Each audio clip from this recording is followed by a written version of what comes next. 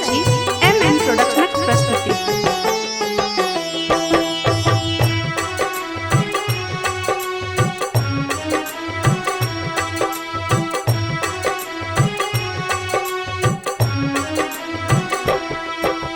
कला बुद्धि विज्ञान के सूत्रधार तू सार दे।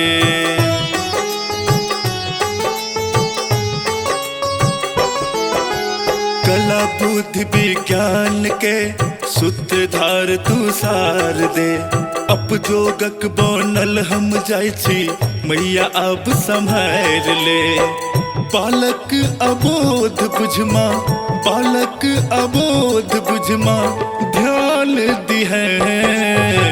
निर्बुद्धिया के ज्ञान दिहे। माँ शारदे वरदान दिहे। निर्बुद्धिया के ज्ञान दिहे। माँ सरस्वती वरदान दिहे।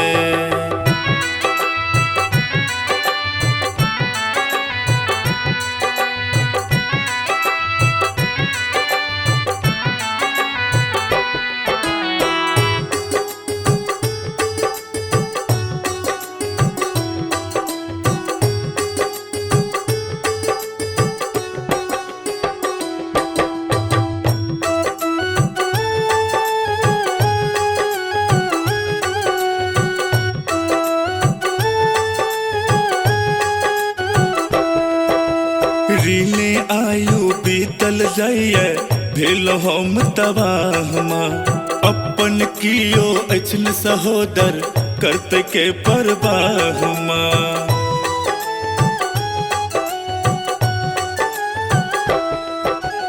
एक साँझ हम पेट सही को कर छी निर्वाहमा।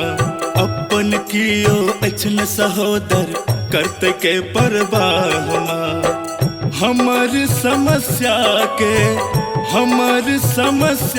के निदान करी है। निर्बुद्धिया के ज्ञान दी है। माँ शारदे वरदान दी है। निर्बुद्धिया के ज्ञान दी है। माँ सरस्वती वरदान दी है।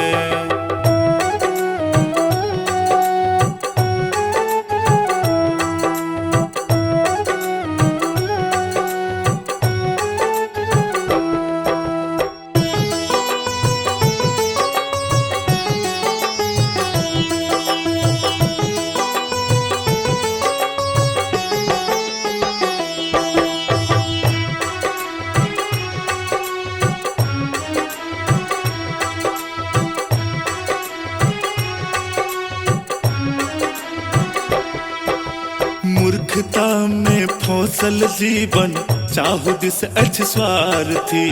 नीक बजय माँ आप सिखावे हम तो हर विद्यार्थी।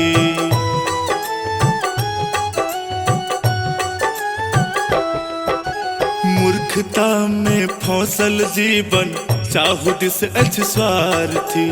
नीक बजय माँ आप सिखावे हम तो हर विद्यार्थी। बेटा बतहबा के माँ, बेटा बतहबा के संग ज्ञान ली है। निर्बुद्धिया के ज्ञान दी है। माँ शारदे वरदान दी है। निर्बुद्धिया के ज्ञान दी है। माँ सरस्वती वरदान दी है। कला बुद्धि विज्ञान के सूत्रधार तू सार दे। अब जोगक बनल हम जाय छी मैया अब संभाल ले। बालक अबोध बुझमा, बालक अबोध बुझमा ध्यान दी है। निर्बुद्धिया के ज्ञान दी है। माँ शारदे वरदान दी है। निर्बुद्धिया के ज्ञान दी है माँ सरस्वती वरदान दी है। Recorded by MMP studio Madhubani.